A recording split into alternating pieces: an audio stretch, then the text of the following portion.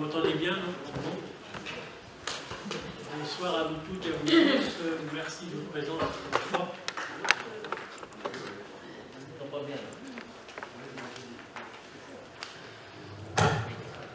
Ah, vous entendez mieux? Bon. Bon, bonsoir à vous toutes et à vous tous. Merci de votre présence à ce premier conseil municipal de l'année 2022. Donc, je vais procéder d'abord à l'appel des élus. Donc, Alain Rollier présent, Claude Rincé absent, excusé, donne le pouvoir à M. Bongelard, Maïté Béragne, Lisa Drion, présente, Benjamin Vacher, excusé, donne le pouvoir à Mme Béragne. Myron Betty, présente, Isabelle Grolot, présente, Colomba Jean-Marc, présent, Yvon Leroy, excusé, donne le pouvoir à M. Rollier, Michael Mondès, présent, Augustin Molinas, absent, donne le pouvoir à Mme Grolot, Valérie Robert,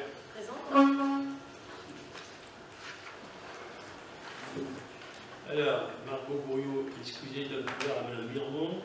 Romain Mondlard, présent. Renaud, Catherine, excusez, donne le pouvoir à M. Mondès. Jean-Paul Sao, absent, excusez, donne le pouvoir à M. Colomba. Fantino Émile, présent. Alizé Guibert, excusez, donne le pouvoir à Mme Robert. Gilles Ranou, présent. Le Breton Bénola, présent. Frédéric Chapeau, excusez, donne le pouvoir à Mme Drion. Emmanuel Renou, présent. Maya Baïri, présent. Alain Blanchard, présent. Hélène Jardin, présente. Gwen Bouzenec, présent. Priscilla Cotigny, absent de pouvoir de M. Renou. On a beaucoup d'absence ce soir à cause du Covid. On a beaucoup de Covid à Traillère, c'est un peu général, mais on a beaucoup d'élus qui sont absents pour Covid. Voilà. Frontal ou Covid. Voilà. Donc pour l'appel, c'est terminé. Au niveau. Alors,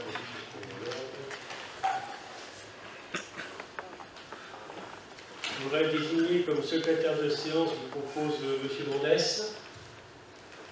Mondès, c'est d'accord. Comme secrétaire de séance, tout le monde est d'accord, pas de souci. Alors, le point d'abord, approbation du procès verbal du conseil municipal du 13 décembre 2021. Est-ce que vous avez des remarques, M. Blanchard? Il est indiqué sur le procès verbal que le rapport de la CRC sera publié sur le site de la collectivité et communiqué aux tiers qui en feraient la demande. S'il a effectivement été mis sur le site, le moins que l'on puisse dire, c'est qu'il n'est pas visible et qu'on pourrait penser que tout a été fait pour qu'il soit le moins accessible possible. Concrètement, pour le trouver, il faut aller dans la rubrique « Dans ma ville », ensuite dans la rubrique « Vie municipale », ensuite dans la sous-rubrique « Conseil municipal », ensuite aller dans 2021, puis dans tous les conseils municipaux de 2021, puis dans le compte-rendu sommaire du conseil municipal du 13 décembre 2021, pour enfin trouver le rapport d'observation définitif de la CRC. On ne trouve rien dans la rubrique « Info », pas plus que dans la rubrique « Actu », ni dans la rubrique « Toutes les actualités ». Et bien entendu, rien non plus sur la page Facebook de la commune.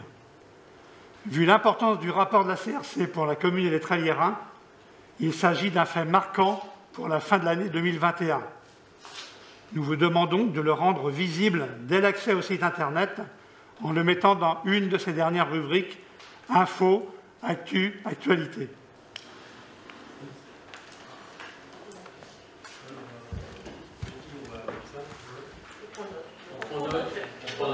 Ok, merci. Est-ce qu'il y a d'autres questions? On a une deuxième intervention. Dans le projet de procès verbal, il est répondu à notre question d'hiver sur le conseil des référents par Mme Grolot, qu'elle pensait que Mme Béragne, absente, nous avait déjà répondu par mail. Lui ayant précisé que ce n'était pas le cas, Mme Grolot nous informe que cette réponse nous sera donnée après le CM. Cela n'a pas été le cas. Il a fallu attendre la commission ressources du 18 janvier 2022, soit plus d'un mois après, pour que, suite à nos questions posées en commission, nous ayons quelques informations sur ce conseil des référents. Nous tenons à rappeler ce que nous avons dit en conseil municipal. La mise en place de ce conseil des référents, son fonctionnement, son budget auraient dû être soumis à délibération du conseil. Tous ces points nous ont été confirmés par le contrôle de légalité de la préfecture que nous avons interrogé et qui a conclu sa réponse par ces mots. En conséquence, le conseil des référents semble illégal. Mme Béragne va vous répondre.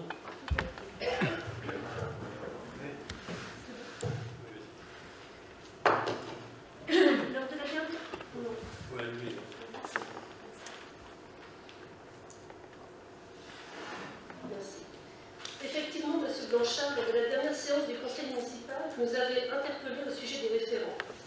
Absente effectivement lors de la séance et éloignée pour des raisons de santé de la vie municipale durant quelques temps, j'ai pu prendre le temps de vous répondre. Vous évoquiez, je cite, selon la préfecture que nous avons sollicité, son analyse est la suivante. De par ses caractéristiques, ce conseil de référence semble se rapprocher davantage d'un conseil de quartier que d'un comité consultatif. Ce conseil semble être similaire au conseil de quartier qui vise la consultation des membres par le maire et peut lui faire des propositions sur toute question concernant le quartier ou la ville. Cette largesse de compétences semble correspondre au conseil, en l'espèce dit la préfecture. Conséquence d'une telle qualification, la préfecture poursuit sur la nécessité d'une délibération. Afin de vous apporter une réponse légitime, j'ai demandé à M. Benoît Galliot, qui m'accompagne avec Marie-Isabelle Jondot depuis le début sur ce dossier, de contacter la préfecture. En effet, depuis ma prise de fonction à la participation citoyenne, ces derniers ont su me conseiller et m'accompagner sur la légalité du dossier et je les en remercie. La question posée le 24 janvier par M. Galliot à la préfecture était la suivante. Je me permets de vous écrire car la municipalité a mis en place des référents pour ces villages et hameaux dont vous trouverez la charte en pièces jointes. Ces référents ont pour rôle de relayer les informations et rôle de proximité auprès des habitants, d'informer la mairie des préoccupations des habitants, de recueillir les avis des habitants sur les projets de la municipalité pour leur village ou hameau, de déterminer les dysfonctionnements du village, de prendre contact avec les nouveaux arrivants et accompagner leur installation en transmettant toutes les informations utiles, et de mettre en avant les projets destinés à créer du lien social afin de développer l'esprit villageois. Cette instance, continue M. Galliot dans son courrier, de participation citoyenne ne rentrait selon nous pas dans le cas de l'article L 2143-1 du CGCT qui concerne les communes de plus de 20 000 habitants, ce que nous ne sommes pas, ni dans le cadre de l'article L 2143-2 du CGCT, car il ne s'agit pas d'un comité consultatif. Par conséquent, le conseil municipal n'a pas délibéré sur la mise en place de ces référents. Pourriez-vous, s'il vous plaît, nous confirmer qu'aucune délibération n'était nécessaire pour ce sujet? Et M. Galliot de joindre la charte des référents qui a été validée lors de l'installation de ces référents. Le retour de la préfecture téléphonique que M. Galliot a eu le 26 est clair et je me permets de vous lire le mail qu'il m'a envoyé. Le contact que j'ai eu aujourd'hui en préfecture est sur la même longueur d'onde que nous. Il a qualifié les référents de démarches innovantes en termes de participation citoyenne, une sorte de système concurrent des conseils consultatifs, mais non prévu au code général des collectivités. Par conséquent, pour lui, nous ne pouvions pas prendre de délibération car il n'y avait pas de fondement juridique. La question des conseils de quartier, article L 2341-2, ne concerne que les communes de plus de 20 000 habitants et un dispositif similaire au nôtre est bien prévu par le CGCT dans son article L 2341-4, mais uniquement pour les communes de moins de 3500 habitants. Il a certes quelques interrogations sur le budget attribué et du processus de décision pour l'utilisation du budget. Pour lui, les référents doivent bien intégrer le processus des décisions. Ils peuvent être force de proposition, mais la décision et la réalisation doivent rester le domaine de la collectivité. Autre interrogation sur les membres, il a attiré l'attention sur le fait qu'il ne devait pas s'agir de sympathisants du maire, ce qui aurait pu occasionner effectivement des attaques de l'opposition, mais nous l'avons rassuré sur ce plan. Il a fourni ses recherches juridiquement pour voir notre degré de marge de manœuvre, mais pour lui, ça rentre dans le cadre de la libre administration des collectivités. Personnellement, M. Blanchard, je vois dans cette réponse si différente de celle que vous avez reçue l'expression de la mauvaise foi avec laquelle vous avez posé la question. Je ne vous apprendrai pas que la façon d'interroger dirige la réponse et qu'il est chose aisée d'obtenir une réponse qui confirme ce que l'on veut dire. Je vois ici une énième manœuvre destinée à nous empêcher de travailler, d'avancer sur nos projets et de mettre en œuvre le programme pour lequel nous avons été élus. Monsieur Blanchard, nous parlons de participation citoyenne et en cherchant à nuire à la mise en place des référents, ce n'est pas mon équipe que vous pénalisez, mais bien le Tréliérain qui se sont engagés sur ce projet. Alors ce soir, je vous le dis, notre équipe autour du maire fait front depuis 2 ans à vos attaques, vos insinuations, vos saisines, vos plaintes. Tout a été classé, vous avez été déboutés. Désormais, nous avançons et grâce à vous, les débutants que pour certains nous étions, on a pris vie en découvrant au fil des mois que tous les coups sont permis. Je vous le dis, c'est terminé. Soyez assurés et rassurés, chaque prise de décision, chaque nouvelle instance, chaque projet fait l'objet de concertation et soumis à l'avis administratif et juridique de la collectivité. En mettant en doute nos actions, ce sont les services que vous accusez. Cela suffit. Madame Béragne, on ne va pas vous lire l'intégralité du mail que l'on a envoyé, qu'on a reçu de la préfecture. on a une réponse qui nous dit ce que je vous ai dit là tout à l'heure. À chaque fois que l'on intervient, vous nous dites qu'on va contre l'intérêt des Tralirins, etc. On est d'accord sur qu'il y a des référents. La façon dont vous l'avez mis, ce n'est pas acceptable. On vous l'a dit, on le répète. La préfecture confirme aussi. Ben, la préfecture confirme que... Deux avis contradictoires. Deux avis contradictoires. On ne vous autorise pas, Madame Béragne, à considérer l'opposition comme des moins que rien et à considérer que vous pourriez fonctionner. Monsieur Madès. Monsieur Madès. Vous êtes sérieux? Non, il n'y a pas de sérieux. Vous demandez à monsieur de prendre la parole, s'il vous plaît. L'opposition, la majorité ne vous a pas traité de bon à rien. Qu'on soit clair. Faut pas, non. Mme Béragne était très correcte. Je dis simplement la réponse qu'on a de la préfecture. Vous avez dit lors du dernier conseil, c'est faux. C'est tout à fait légal ce qu'on fait. C'est pas... C'est tout. C'est pas la peine de polémiquer là-dessus. Donc la préfecture nous confirme que c'est tout à fait légal.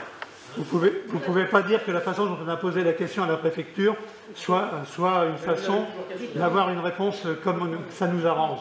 C'est scandaleux que vous disiez ça.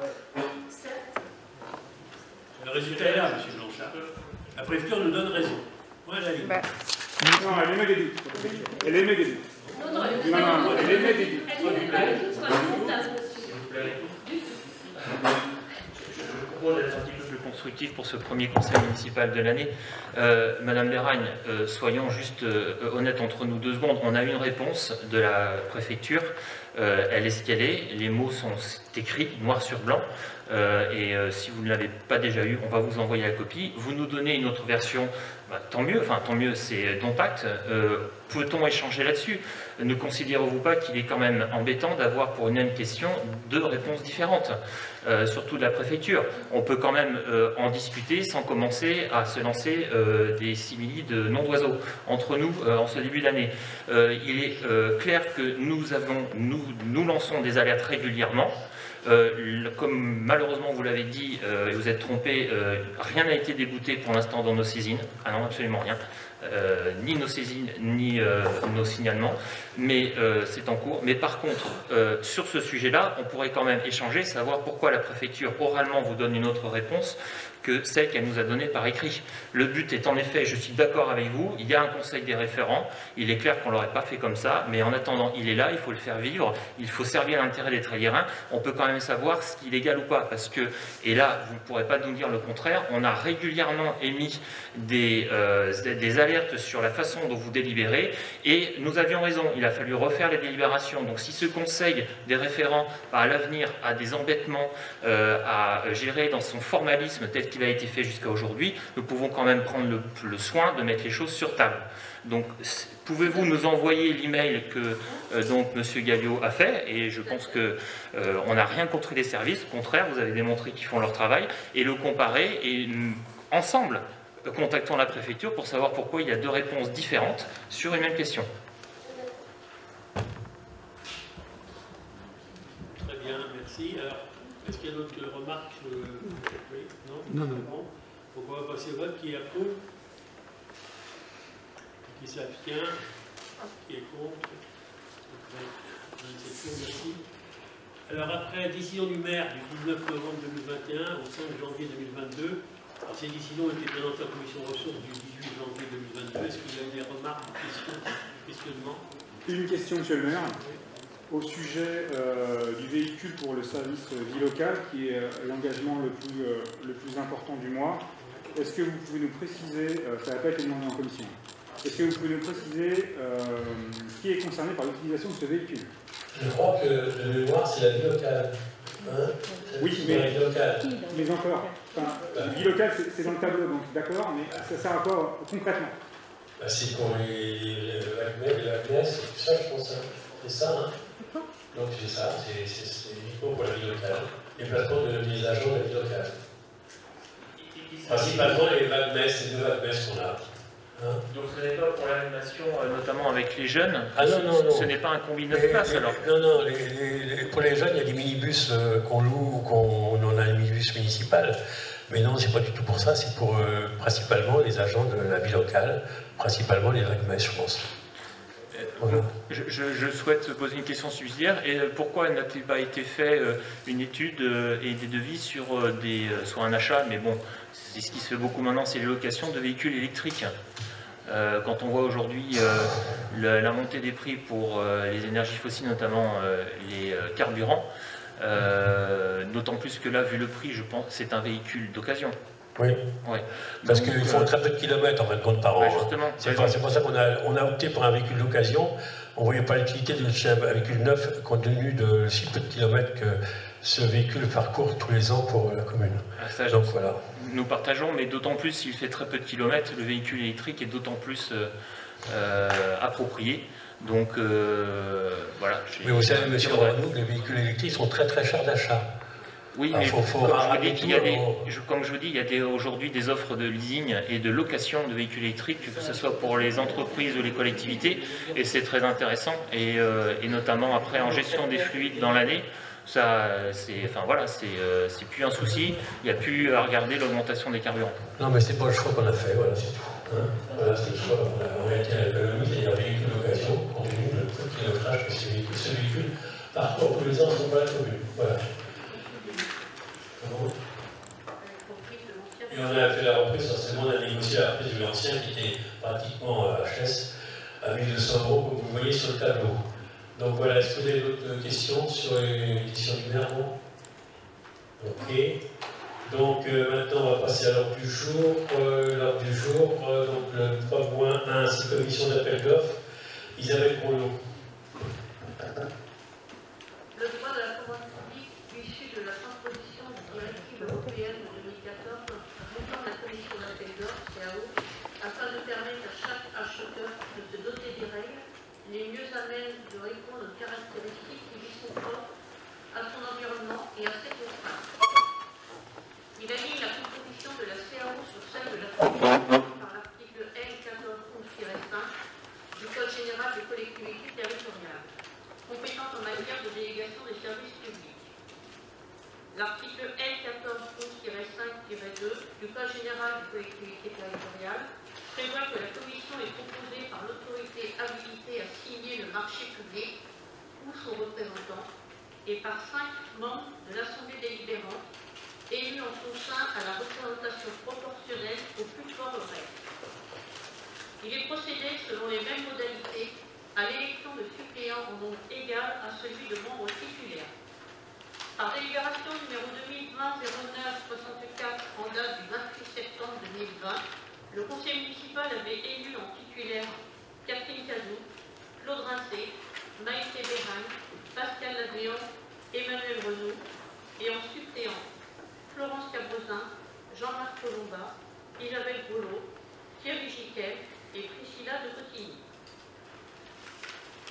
Considérant la nécessité de modifier les membres de la commission d'appel d'offres pour garantir la bonne administration des affaires de la commune, vu la présentation faite en commission ressources le 18 janvier 2020, il est proposé aux membres du conseil municipal de désigner par vote à bulletin secret, au scrutin de liste, à la représentation proportionnelle au plus fort au reste, les 5 membres titulaires et 5 membres suppléants de la commission d'appel d'offres. Très bien, merci. Alors on va passer au vote. Je vous propose de désigner 2 assesseurs. Je propose de désigner Madame de Barrière-Jalin, si elle veut bien se déplacer, et Monsieur Romain Mondard. Donc voilà, donc on va passer au vote. Alors faites attention à ce qu'on est pouvoir aussi. Hein. Je vais les appeler les uns après les autres. Alors, vous avez des enveloppes sur votre table. Donc,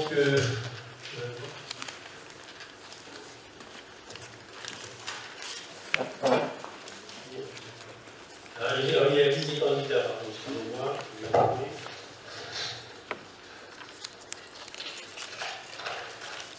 Alors, la liste des candidats, d'abord en titulaire, Isabelle Grolot, Claude Rincé, Maïté Béraille, Jean-Marc Colomba, Betty Mirmont. En suppléant, Chapeau Frédéric, Sao Jean-Claude, Mondjar Romain, Fortino Emile et Drion Lisa.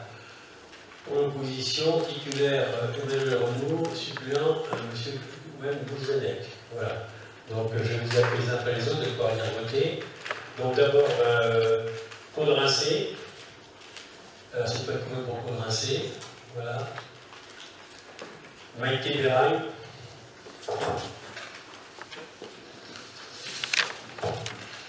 Elisa Drion.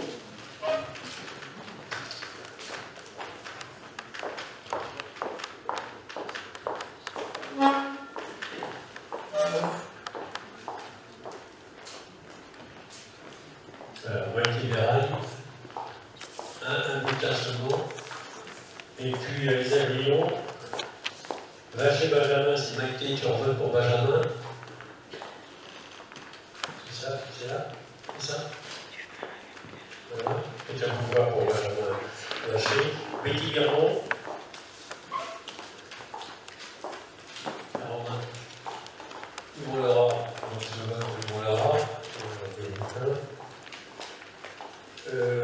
Alain Royer. Pareil, on vote. Voilà, merci. Michael Mendès.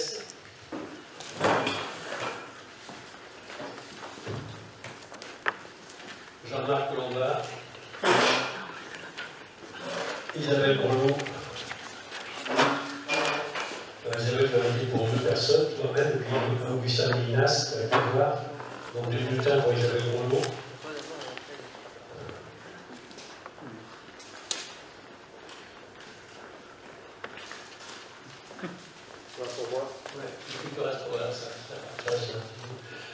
Un peu. Alors après, j'étais donc Isabelle Brelot, tu votes pour toi et pour Augustin Minas. Voilà. Valérie Robert. Margot Bourdieu, alors c'est lui qui vote pour Madame Bourdieu. Romain Monjard. Michael Mendès qui vote pour Madame Renaudot.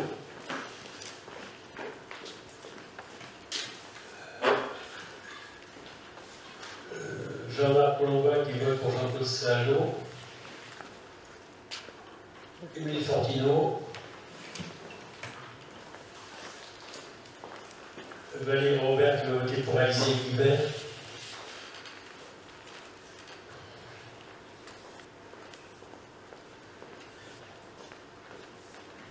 Voilà, Robert pour Alizé Guibert. Gérard Loup.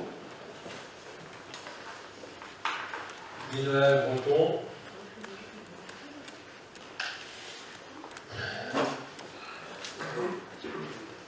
Elisa qui va voter pour Frédéric Chapeau.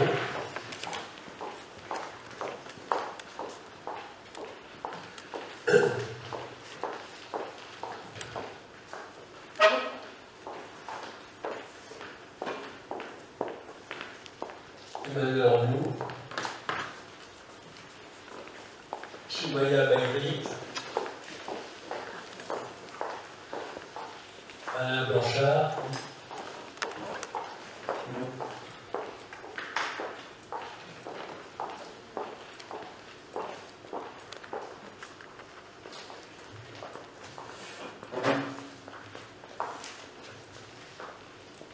Hélène Jalin.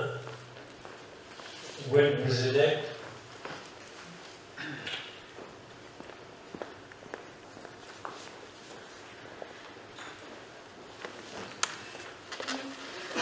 Et enfin, monsieur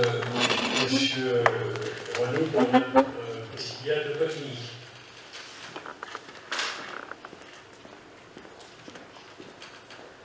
Je n'oublie personne. Donc on va pouvoir procéder au dépouillement.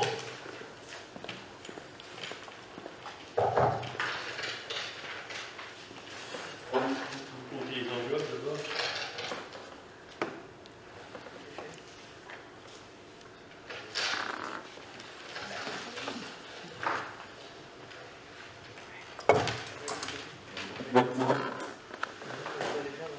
Et la clé.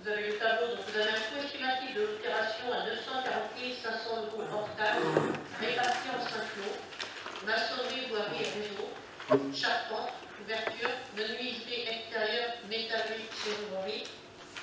En deuxième point, vous avez le plan de financement prévisionnel comme suit.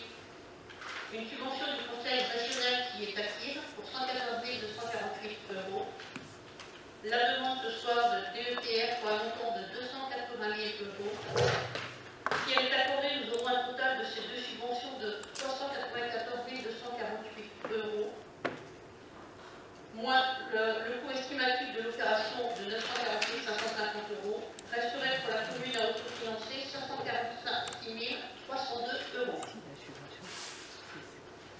Vu la présentation faite en commission ressources le 18 janvier 2022, il est proposé au membre du conseil municipal de solliciter une subvention auprès de la préfecture de Loire-Atlantique dans le cadre de la dotation d'équipement des territoires ruraux 2022 pour la réhabilitation du château du Haut-Gers, conformément au plan de financement joint, de donner délégation à Monsieur le maire pour signer tout document nécessaire se rapportant à cette opération et enfin de s'engager à la réalisation de cette opération. Merci. Est-ce qu'il y a des questions, monsieur Rolland?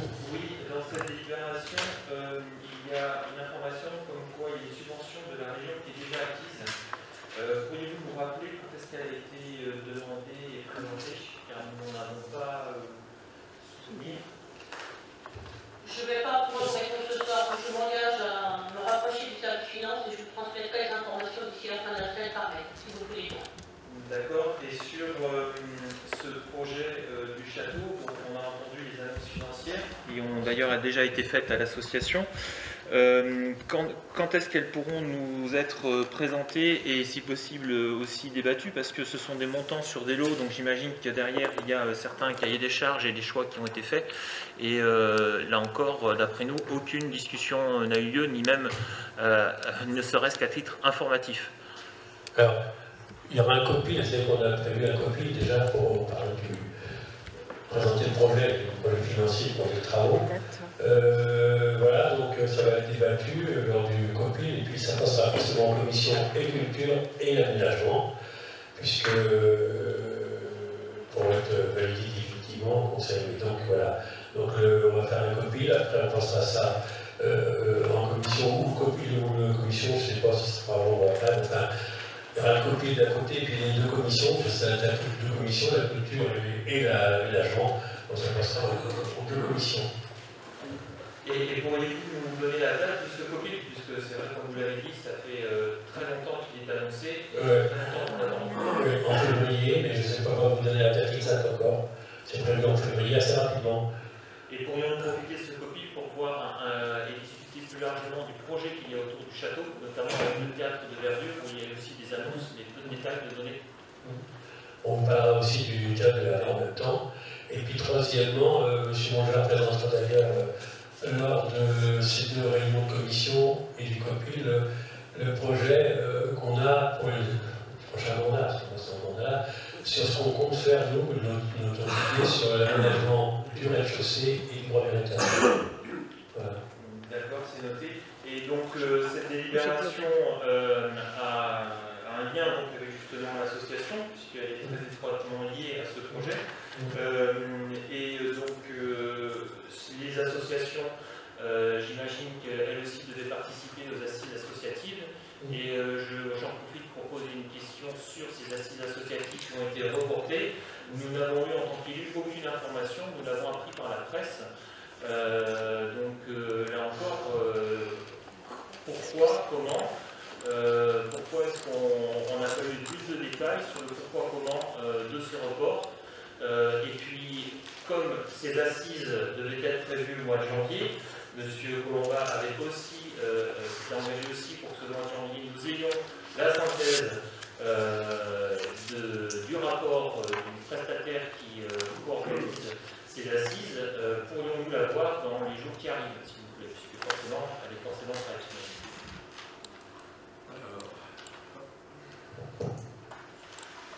Bien, donc je vais vous répondre dans le détail.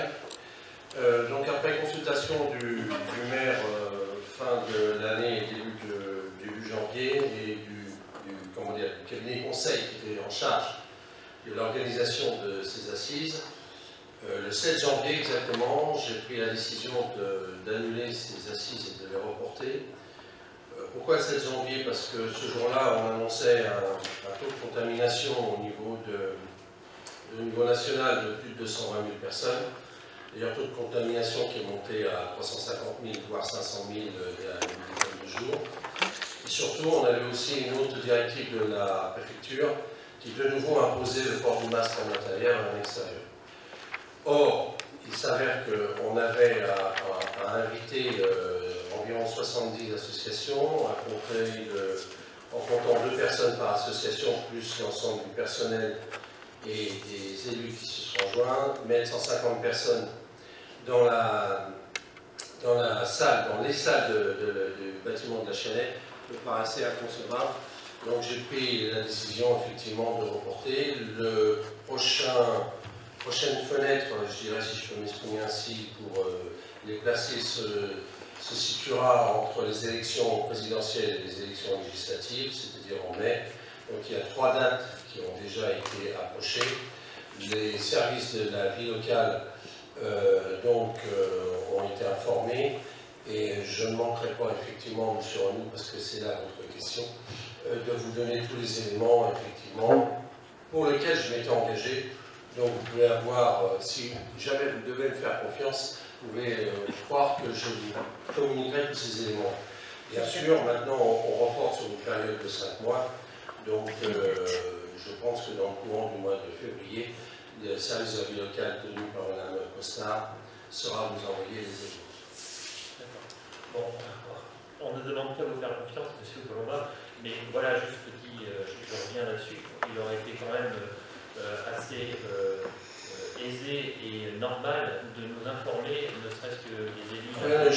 Là, je fais un honorable, je reconnais effectivement que s'il n'avait pas été tenu au courant, c'est peut-être ma faute, dans ce cas-là, vous avez un nom d'un coupable, mais bien sûr, vous auriez dû être informé effectivement du report. Je pensais que vous l'auriez été, mais bon, si vous me le confirmez que vous ne l'avez pas, c'est une erreur de ma part. Donc on attend les éléments avec impatience. Je vous invite, M. Renou, également, concernant les assises associatives, de venir nous rejoindre au sein des associations. Vous brillez par votre absence régulièrement au niveau des associations, que ce soit sportives ou culturelles. Il y a un moment, il faut faire la part des choses. Soyez présents, venez avec nous sur les terrains, vous allez voir comment ça se passe. Donc les assises associatives, c'est une chose, mais être présent sur le terrain, c'est bien. D'ailleurs, je vous convie avec M. Colomba à venir retirer à nouveau les 3 flammes de la ville sportive de Trélières. Ça serait gentil de votre participation et je pourrais vous accompagner. Merci. D'ailleurs, à ce propos, je pense que la date a été fixée, je crois que c'est début avril. Donc, si vous n'avez pas eu l'invitation officielle pour vous faire venir effectivement à cette manifestation, comme le dit mon collègue Michael Mendes, je vous la ferai parvenir ces jours-ci. Merci d'avance. Avec plaisir. Bon, merci. Donc on va passer au vote. Qui est pour? Qui s'abstient? Qui est contre? 27 pour, merci.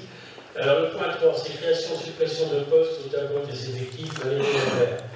Depuis la délibération en date du 8 novembre 2021, créant un emploi adjoint administratif à temps non complet, 21-35e, pour pallier à l'accroissement des besoins du service urbanisme, vu l'accroissement de la charge du service, il est donc proposé la modification au tableau des effectifs à compter du 1er février 2022, suppression d'un poste à temps non complet 21-35e en filière administrative adjoint administratif, pour créer un poste à temps complet filière administrative agent administratif au 1er février 2022.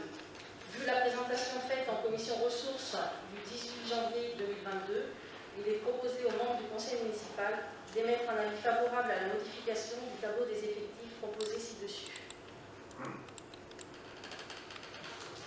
Merci. Est-ce que vous avez des questions? Madame Henry. Lors de la dernière commission ressources, donc 18 janvier, vous nous avez indiqué, Madame Robert, que le poste créé à temps partagé il y a quelques mois entre les communes de Sucé et de Trélières allait être transformé en un poste à temps complet, exclusivement au profit de notre commune Trélières. Suite à nos questions, vous nous avez indiqué que cette transformation, donc le passage d'un poste à temps partiel vers un poste à temps plein, allait se faire en 2 temps. Donc un premier temps dans le cadre d'un contrat à durée déterminée pour s'assurer des compétences de l'agent, donc on est sur un agent contractuel, puis dans un second temps, une titularisation si l'agent répondait à vos attentes.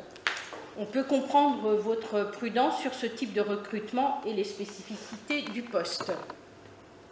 En revanche, ce qui nous interroge et nous pose question, c'est la procédure de recrutement et la stratégie de mutualisation des ressources que vous avez défendue et portée avec Sucé-sur-Herbe il y a 3 mois, je crois, et qui semble aujourd'hui inadaptée vu les besoins du service. On en conclut donc que les choix de recrutement que vous avez faits il y a 3 mois, c'était pas si longtemps finalement, ne répondent donc ni aux besoins, qui n'est du coup ni temporaire ni à temps partiel, et encore moins à une démarche de mutualisation que vous aviez présentée comme étant fondée, réfléchie et projetée. Le choix était donc mal calibré et pose du coup la question de vos propres compétences, Madame Robert, à anticiper les besoins en ressources humaines de la commune et à porter une vraie politique de gestion des emplois et des compétences. Toujours lors de cette commission et encore une fois en réponse à nos questions, nous avons appris que l'agent était favorable à cette transformation alors que la commune de Sucé l'était beaucoup moins. Le passage d'un temps partagé vers un temps plein au seul bénéfice de Trélières la priverait bien évidemment de cette ressource. Il semble évident pour tout le monde, y compris pour nous, élus Nouvelle Ère, que le besoin de personnel dans cette matière, on est sur le service urbanisme, ne fait pas de doute. Le besoin est clair et permanent et il ne date pas d'aujourd'hui. L'activité dans le service est très forte et vous auriez dû, dès le départ, faire le choix d'un poste à temps plein. Cela nous amène, Madame Robert, à vous poser plusieurs questions ce soir sur les sujets RH. La première question, dans le prolongement de ce que nous venons de dire, nous aimerions savoir où en sont les discussions avec la commune de Sucé sur la transformation de ce poste, sachant que Sucé voulait non seulement conserver, mais aussi accroître le temps de travail de cet agent à son profit. Première question. Vous voulez répondre au fur et à mesure ou vous me laissez dérouler? Non, je vais répondre déjà à vos questions. Donc, effectivement, Sucé-sur-Herbe voulait un 50-50, ce qui n'allait pas du tout dans notre sens. Des discussions ont été engagées. La commune de Sucé a demandé fin décembre ce qu'il en était. Il y a eu les vacances. Nous avons répondu à la collectivité de Sucé-sur-Herbe dès la décision prise au premier DM de janvier. Et donc, voilà, nous avons conclu que nous prenons la personne à 100%. Il y a eu un échange entre les maires de chaque commune. Donc, c'est la fin d'une stratégie de mutualisation des ressources. Écoutez, nous avons besoin d'un 100%. On s'adapte à la demande, madame. Notre intelligence, justement, c'est s'adapter, parce qu'on n'est pas justement, on s'adapte. En 3 mois, monsieur Envoyé, excusez-moi, mais ça fait quand même des délais très courts pour s'adapter quand on gère du personnel communal. Moi, je voudrais réagir sur vos propos. Je ne peux pas accepter, en qualité de maire, d'entendre que vous traitez la conseillère déléguée d'incompétente. Vous venez de le dire, ça fait la 2e fois que vous le dites, à plusieurs conseils municipaux, c'est inacceptable. Vous pouvez respecter Madame Robert, que je fais totalement confiance, mais la traiter d'incompétente, je trouve que ce n'est pas du tout digne d'un élu, surtout de votre part. Alors vraiment, je suis désolé. Monsieur Royer, je n'ai pas traité Madame Robert d'incompétente, j'ai dit que nous avions des questions sur ses compétences, oui. Mais je n'ai pas dit qu'elle était incompétente, mais en la matière... Vous me permettez de juger Madame Robert. C'est pas un jugement, c'est une réflexion. Vous traitez Madame Robert d'incompétente, je vous signale. Je ne peux pas accepter ça. Vous le dites, c'est clair et précis. Soyez vous-même compétent. Non mais c'est vrai, il faut respecter les gens. Monsieur Mendes, aujourd'hui, vous faites l'avocat du groupe, sans prendre la parole. Nous nous demandons la parole quand nous intervenons. Merci. Bon, et puis quant à l'histoire de Sucé Trailière, je me suis entretenu personnellement en direct avec monsieur le maire de Sucé sur il voulait ramener le poste à 55 ans, nous on voulait le ramener à 100%. On a ouvert un poste, cette personne-là a postulé pour ce poste à 100%. Je me suis piqué avec monsieur le maire de Sucé, ça s'est très bien passé, il a très bien compris, voilà, c'est tout. C'est ça la démocratie. Elle a postulé pour un poste à temps plein, ce qui l'arrangeait d'ailleurs, parce que que ce soit à Sucé ou à Trier, c'est la plus pratique de travailler dans une seule commune que dans deux communes. Voilà ce que je veux dire. Bien sûr. Voilà. Je poursuis mes questions, parce que j'en ai quand même un certain nombre sur la gestion du personnel. Concernant la gestion du sous-effectif qu'on observe actuellement sur la commune, nous étions à 26 départs constatés en décembre. Y a-t-il eu de nouveaux départs depuis ? Là, je pense que ce n'est pas le sujet de la délibération.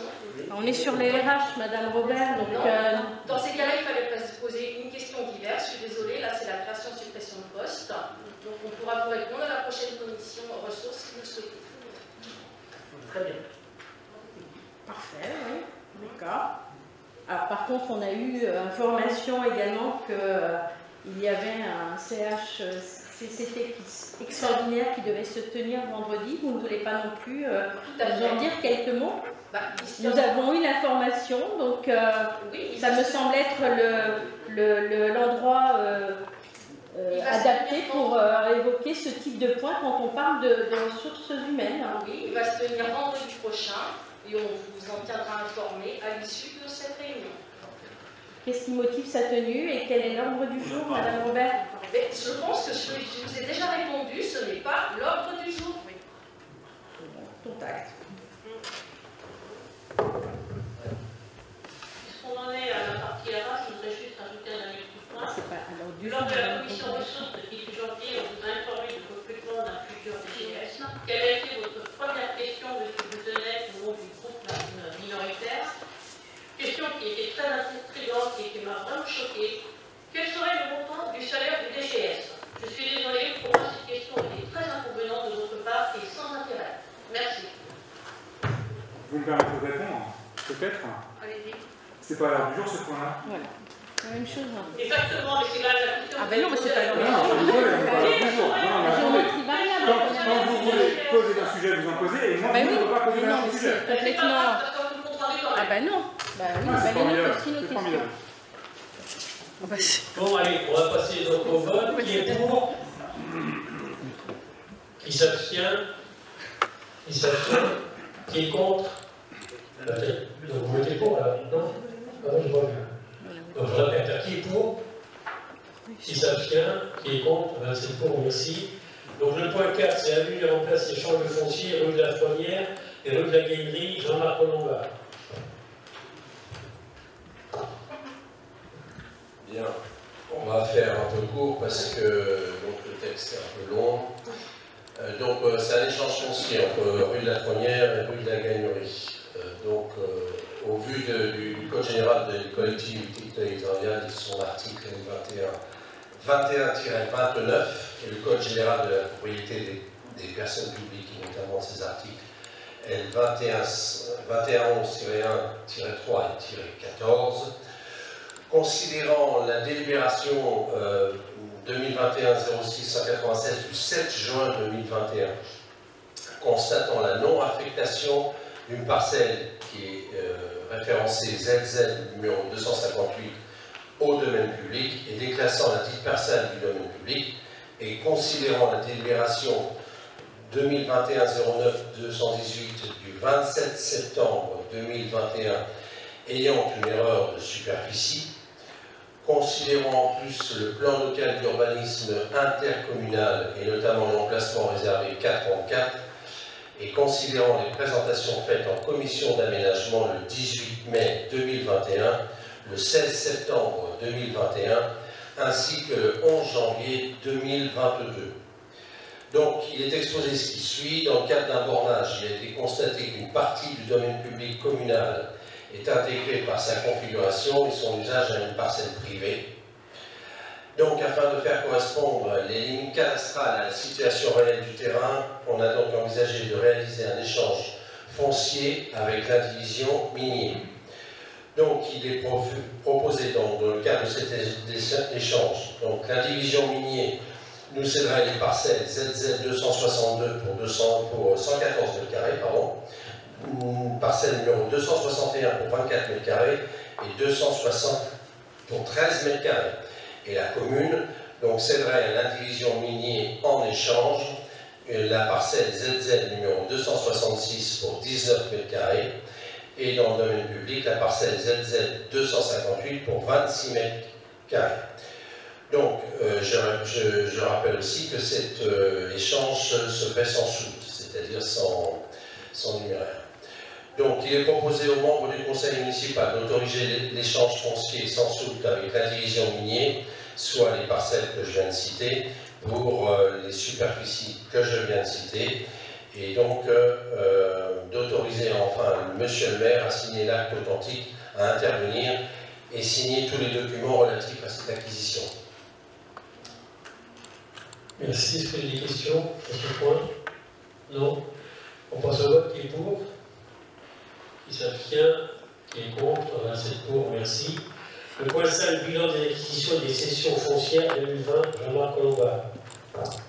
Donc là, pareil, bilan des acquisitions et des cessions foncières pour 2020. Donc il y a une loi 95-127 du 8 février 1995 visant à apporter une meilleure connaissance des mutations immobilières réalisées par les collectivités. Considérant cette présentation faite en commission aménagement le 11 janvier 2022, il est donc exposé ce qui suit. Chaque année, le bilan des acquisitions et des cessions immobilières doit faire l'objet d'une délibération qui est annexée au compte administratif. Le bilan pour l'année 2021 est joint en annexe. Il est donc proposé aux membres du conseil municipal d'approuver le bilan des acquisitions et cessions foncières de l'année 2021 tel qu'annexé à la présente délibération. Merci. Est-ce que vous avez des questions? Non. On passe au vote. Qui est pour? Qui s'abstient? Qui est contre? 27 pour. Merci. Alors le point 6, c'est demande de subvention au titre du plan d'investissement pour l'accueil du jeune enfant, PIAGE, pour le projet d'extension du multi-accueil Bleu de Rêve, Maïté Véral. Depuis le 1er janvier 2019, le nouvel plan crèche dénommé Plan d'investissement pour l'accueil des jeunes enfants redéfinit les modalités de soutien financier par les CAF. Des créations de places d'accueil de jeunes enfants dans un objectif de développement et de rééquilibrage de d'accueil. Depuis 2020, le nombre de places d'accueil du jeune enfant a baissé de 58 sur la commune de Tréguières.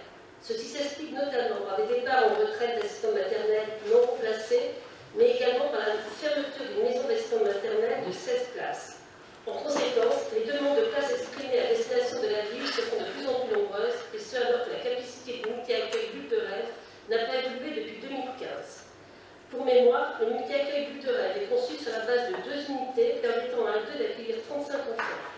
Le fonctionnement de cette structure est porté par un projet pédagogique ambitieux basé sur un principe de libre circulation des enfants dans l'ensemble des espaces de la vigilance des professionnels. Lors de la conception de cet équipement, une perspective d'extension a été prévue par l'absorption de l'actuelle salle déjeuner. Il est proposé ce soir d'approuver la création de cette extension à hauteur de 15 places et de solliciter dans ce cadre le concours de la CAF au travers du PIAGE. Cette demande de financement devra être présentée à la CAF avant le démarrage des travaux. Alors, la CAF présente le dossier au mois d'avril. Donc, nous revenons donc vers vous.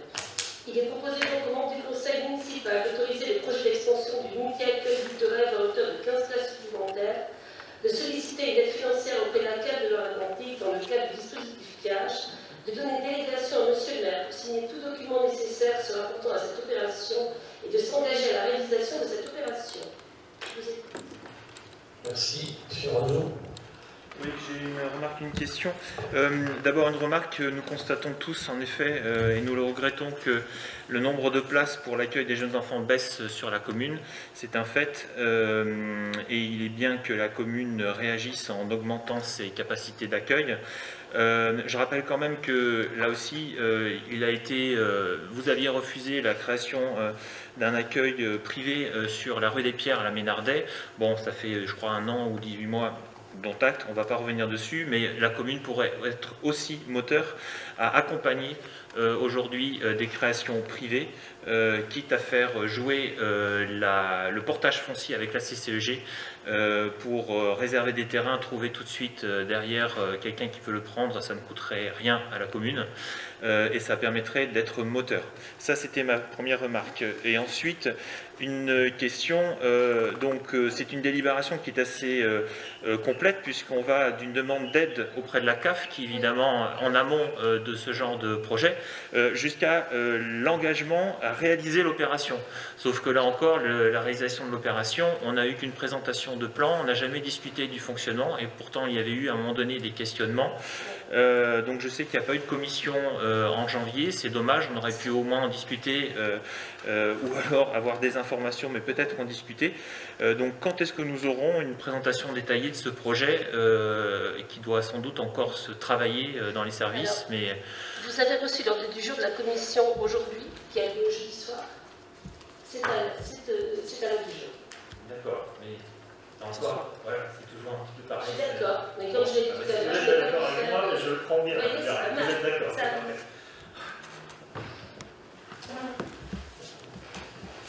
C'est bon, pas d'autres questions, on va passer au vote. Qui est pour, qui s'abstient, qui est contre, c'est bon, merci. Alors, le point 7, l'adhésion à un groupement de commandes pour la mise en place d'un environnement numérique et le travail EMT dans les écoles de l'Académie de Nantes. Mettez Béragne. Alors, le rectorat de l'Académie de Nantes propose aux collectivités territoriales d'adhérer à un groupement de commandes pour la mise en place d'un environnement numérique de travail dans les écoles primaires publiques pour la période 2022-2026. Vous avez tout le dossier en annexe. Les écoles Pauline Cargoma, Joseph Roux et Alexandre Vincent ont manifesté leur souhait de bénéficier d'un ENT auprès de l'enseignement référent pour les usages numériques des circonscriptions Orvault-Nord-sur-Aire de Saint-Herblain. Cette ENT se nomme IPRIMO. Il vise à fournir à tous les membres de la communauté éducative du territoire qui le souhaitent un point d'accès unique à l'ensemble de services numériques en rapport avec leur activité, accessible en tout temps et tout lieu depuis n'importe quel terminal. Cette adhésion est cadrée par une convention. Elle précise les modalités d'organisation et de fonctionnement sur la durée du marché de juillet 2022 à juillet 2026, ainsi que le rôle de chacun des signataires. La collectivité intégrerait le comité de pilotage animé par le rectorat. Cette adhésion présente 3 avantages. L'opportunité de créer à la hauteur du département une communauté autour de l'usage de cette plateforme. Au-delà des élèves des écoles entrant dans le périmètre du groupement de commandes, les services numériques et constitutifs de l'ENT seront accessibles aux enseignants, aux parents, aux responsables légaux de l'élève, aux agents territoriaux travaillant dans l'école, aux partenaires sportifs, culturels, travaillant avec l'école et en partie aux représentants de la collectivité locale et des services de l'éducation. L'opportunité également de bénéficier d'un tarif préférentiel. Sur le précédent déploiement, le montant engagé était de 1,80 € par élève. Au total, 935 élèves sont scolarisés sur les écoles Pauline Cargoma, Alexandre Vincent et Joseph Roux sur l'année scolaire 2021-2022. Le coût total estimé est donc de 1 683 € par an. La facilitation de cette démarche d'achat pour notre collectivité, mandatement d'un coordinateur nommé par le rectorat pour l'élaboration et le suivi du marché sur la durée totale de la convention. Il est demandé ce soir aux membres du conseil municipal d'approuver l'adhésion à ce groupement de commandes pour la mise en place d'un ENT dans les 3 écoles et de donner délégation à monsieur le maire pour signer tout document nécessaire à cette formalisation. Merci. Est-ce que vous avez des questions sur nous? Pas une question, juste une remarque toujours Madame Bérain par rapport à ce que je viens de dire avant. C'est encore un sujet où nous avons appris aujourd'hui à 15h43 qui est à l'ordre du jour de la commission de jeudi. Que nous avons eu des échanges directs parce que la réponse devait être donnée début janvier et que finalement ça a été reporté, donc ça aurait pu faire l'objet d'une petite réunion commission rapide le mois de janvier. Donc voilà, c'est dans l'intérêt des enfants de la commune, donc évidemment on va voter pour, mais là encore s'il vous plaît faites un effort pour essayer qu'on travaille les choses en amont et pas parce que jeudi ça sera de l'information. Non, mais je suis d'accord, mais je vous ai dit, en janvier je n'ai pas été disponible du tout. Donc, éloigné de la vie municipale pendant quasiment 1 an. Très bien, merci. Donc, on passe au vote. Qui est pour? Qui s'abstient? Qui est contre? C'est toujours merci. Le point 8, c'est l'animation sportive scolaire avenant aux conventions de partenariat fédéral.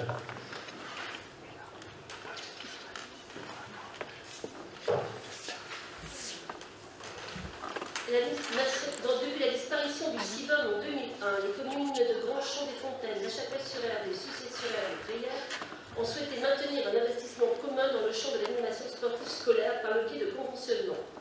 Les conventions organisant la mise à disposition d'un animateur sportif scolaire employé par la commune de La Chapelle à destination des 4 communes précitées, signées le 22 janvier 2019, sont arrivées à échéance le 31 décembre 2021. Ces conventions encadraient la proratisation des dépenses de personnel inhérentes à cet emploi auprès de chacune des communes pour les interventions suivantes. Une demi-journée de 2h15 auprès des élèves sur la base de 3 demi-journées toutes les 2 semaines d'école et un temps de préparation administrative de 2h15 toutes les 2 semaines d'école. À l'occasion du renouvellement des dites conventions, les communes associées ont émis le souhait que soit étendu le nombre de prestations d'étapes, indicateurs territoriaux des activités physiques et sportives, pour chaque élève, et ce au regard de la croissance du nombre d'élèves concernés par le dispositif depuis son démarrage. En effet, en 2006, le dispositif couvrait 65 classes et 1656 élèves. En 2021, il couvre 131 classes et 3308 élèves. La commune de La Chapelle, n'ayant pu piloter cette réflexion dans les temps impartis, propose de prolonger la convention suscitée jusqu'à la fin de l'année scolaire 2021-2022 afin de permettre la tenue de rencontres sportives en 2022 et de mener dans le même temps le travail de co-construction des futures rencontres sportives avec les élus et les services des communes concernées, en lien avec l'Éducation nationale pour une mise en œuvre lors de l'année scolaire 2022-2023. Il est proposé au membre du conseil municipal d'approuver l'avenant aux 2 conventions de partenariat et d'autoriser M. le maire à signer ces avenants aux conventions existantes et tout document y référent. Merci. Est-ce que vous avez des questions sur ce point? Non, pas de questions. On passe au vote. Qui est pour? Qui s'abstient? Qui est contre? 27 pour, merci. Voilà, donc j'ai une petite intervention à faire que je vais vous lire. Les vœux de la municipalité au personnel et aux citoyens n'ont pas pu se faire en présentiel, ce que je regrette fortement. Vous pouvez retrouver les vœux sur le site de la mairie en vision. Petit retour sur le marché de Noël, qui a attiré près de 6000 personnes cette année, sur cette belle journée, avec également 4333 entrées à la patinoire, dont 3765 entrées payantes, soit une recette de 7530 €. Sur les 15 jours d'ouverture, nous ne pouvons que nous en féliciter. C'est un grand succès, parce que là, je crois qu'on n'est pas tout d'accord au niveau du nombre de personnes sur le match de la journée du marché de Noël. 6000 personnes, c'est très important. S'agissant du repas des seniors, celui-ci n'a malheureusement pas pu avoir lieu. Ce repas a été compensé par un don d'achat à l'utilité d'un magasin de bouche partenaire de Trélière. Je fais également part de la très récente ouverture d'un laboratoire de biologie médicale chemin de la Vallée Étoile, qui vient de voir il y a quelques semaines. Par ailleurs, les dernières directives gouvernementales liées au Covid-19 ont obligé les services communaux à se réadapter rapidement avec le télétravail obligatoire. Je voulais les remercier ce soir. Enfin, j'ai eu le plaisir de vous faire part de l'arrivée du nouveau directeur général des services DGS, M. Nicolas Jeanne, le jeudi 10 février. Je l'accompagnerai forcément pour qu'il puisse présenter chaque service de la mairie. Voilà, c'est une intervention de Nicolas. Donc voilà, j'en ai terminé avec l'ordre du jour du conseil municipal. Oui, Mme Jalin. Oui, j'aurais une intervention ici, si vous permettez, M. le maire. Oui. Je souhaite, donc Monsieur le maire, mesdames et messieurs les conseillers municipaux, je souhaite ce soir vous annoncer la démission conjointe de Priscilla Descotigny et de moi-même, qui seront formalisées dès demain par l'envoi d'un courrier. Donc je vais prendre la parole au nom de Priscilla et de moi-même. Cette décision se fait à regret, mais pour nous, ce mandat d'élu a été trop décevant et nous souhaitons nous arrêter là. Alors Monsieur le maire, vous allez certainement commenter cette décision en l'expliquant par nos divergences d'opinion, et d'ailleurs elles sont indéniables. Mais si elle constituait le seul problème, nous aurions pu quand même trouver des moyens de co-construire certains projets en bonne intelligence, comme d'ailleurs le font toutes les communes. Non, le problème n'est pas là. Pendant ces quelques années de mandat, nous avons été confrontés à une série de faits tellement graves qu'ils nous ont transformés, nous, élus de l'opposition, en lanceurs d'alerte à plein temps. Nous sommes passés d'une affaire à l'autre, y consacrant nos soirs, nos week-ends, un travail épuisant, fait dans l'ombre, et tout cela pour quel résultat ? Peu à peu, nous sommes entrés dans un fonctionnement basé sur une confrontation permanente avec votre équipe. Le conseil de ce soir en est encore l'illustration, dans lequel votre principal objectif était de créer l'opacité, une opacité qui s'est d'ailleurs répercutée également sur nos citoyens, Plus aucune transparence, une concertation réduite à peau de chagrin malgré les promesses de campagne. Vous admettrez qu'il n'est pas simple de travailler sereinement dans ce contexte. Aujourd'hui, si on fait le bilan de l'ensemble des faits qui ont été mis en lumière ces dernières années, nous avons toutes les raisons de mettre en doute la bonne gestion de la commune. Mais plus largement, l'absence générale de réaction face à ces faits a généré, en tout cas chez moi, un véritable sentiment d'impuissance en raison de ce qu'ils m'ont renvoyé de la société. Au regard des conclusions alarmantes du dernier rapport du GIEC, au regard de l'impératif que nous avons tous de prendre à bras-le-corps les problèmes environnementaux pour nos enfants, nous ne comprenons pas qu'il soit encore possible en France de laisser passer des actes de destruction de l'environnement proprement scandaleux qui se sont déroulés sous votre responsabilité. À Trélières et à Grandchamp, nous avons la chance, à l'heure actuelle et depuis quelques mois, d'avoir un groupe de nombreux citoyens qui se démènent, qui prennent sur leur temps libre pour aller ramasser les ordures abandonnées dans la nature par d'autres. Comment leur expliquer qu'aujourd'hui encore, il soit possible que leurs représentants élus créent une décharge géante à ciel ouvert en pleine nature, sans que cela n'entraîne la moindre conséquence? En l'espèce, outre votre responsabilité, je suis sidérée personnellement par l'absence de réaction à la hauteur des faits, notamment de la part de la préfecture.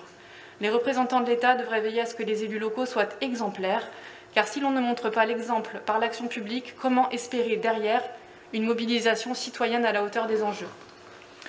À titre plus personnel, Priscilla Descotigny et moi-même nous interrogeons sur l'absence de réaction de votre part à vous, élus de la majorité qui entourez M. Royer, et ce, quoi qu'il fasse, et quoi que l'on vous rapporte. Votre responsabilité est également engagée sur toutes ces affaires. Autre point encore, vos nombreux faits d'armes révélés par le rapport de la Chambre régionale des comptes sur la gestion de la commune, les conflits d'intérêts, l'incompétence, l'absence de déontologie et de transparence de votre équipe, ce sont leurs mots, n'ont suscité qu'une légère secousse à Trélières alors que nous nous attendions à un véritable séisme. Que révèle cette indifférence? Est-ce que les citoyens sont à ce point blasés de l'action publique, des personnalités politiques, que ça leur paraisse normal que de tels faits se produisent? J'avoue qu'en tant que citoyenne de Trélières, en tant que contribuable, en tant que mère de famille, je ressens souvent un véritable sentiment d'impuissance et d'écœurement. Aujourd'hui, nous, élus de l'opposition, qui portons des convictions en faveur d'une société plus juste, plus respectueuse de la nature et des personnes, nous sommes devenus quasiment inaudibles, notamment parce que dans ce contexte, nous nous sommes surtout consacrés à dénoncer, alors que notre volonté première était avant tout de proposer. Il y avait tellement de projets intéressants à mener, tellement d'énergie collective à mobiliser, nous avions tellement d'idées à soumettre, quel gâchis! C'est presque fini. À Priscilla et moi-même, il nous est impossible aujourd'hui de continuer à nous investir dans un contexte aussi délétère. En partant, nous nous inscrivons dans la continuité d'un mouvement plus général, amorcé d'abord par de nombreux élus de votre groupe, monsieur le maire, et en parallèle par des dizaines d'agents de la commune, ces agents qui sont aujourd'hui tellement nombreux à fuir notre commune que cela nous inspire de la crainte sur la pérennité du service public. Mais comme je les comprends, les dysfonctionnements sont trop nombreux, vous n'avez pour seule boussole que vos propres intérêts, et je veux témoigner une dernière fois de l'inquiétude que m'inspire l'avenir de notre commune. Pour conclure, Priscilla et moi-même, nous nous associons pour souligner tout le plaisir qui a été le nôtre à travailler au sein de notre groupe d'élus d'opposition, toujours soudés dans la tempête, et nous souhaitons leur témoigner toute notre admiration pour leur engagement à continuer à travailler au bénéfice des Tréliérains. Car ce travail de veille sur vos agissements, il va bien falloir le poursuivre, au risque autrement de vous laisser un champ libre dont vous profiteriez, c'est certain. Nous laissons aujourd'hui la place à d'autres qui acceptent avec beaucoup de courage de reprendre le flambeau et de continuer ce travail pour le moins ingrat. Je souhaite néanmoins continuer à œuvrer pour l'avenir de notre commune et profite donc de cette dernière prise de parole qui m'est accordée pour inviter toutes celles et ceux qui ont envie que les choses changent à nous rejoindre au sein de l'association Nouvelle Ère qui réfléchit actuellement à la meilleure manière de faire évoluer les choses pour que notre commune s'éveille enfin. Je vous remercie. Très bien, merci. D'autres interventions? Je me permets juste de rajouter quelque chose. Moi, je voudrais personnellement et au nom de tout notre groupe remercier Hélène et Priscilla. Nous respectons leur choix, mais surtout je les remercie pour leur engagement dans leur rôle d'élu, leur participation au travail de tout notre groupe, et il y a eu beaucoup de travail ces derniers mois. Je les remercie aussi pour leur franchise et les valeurs qui les ont animés dans leur mandat, et je leur souhaite au nom des 4 autres élus et puis de ceux qui vont suivre une bonne route, une bonne continuation, notamment aussi dans de nouveaux projets professionnels. Merci à vous deux. Merci. Donc voilà, j'en termine. Moi, j'ai 2 informations à vous donner. Donc le prochain conseil municipal aura lieu le 28 février à 19h, ici même. Et puis le prochain conseil communautaire aura lieu le mercredi 23 février à 19h à la CCEG. Voilà, je vous remercie. Bonne soirée à vous toutes et à vous tous. Et à très bientôt. Au revoir.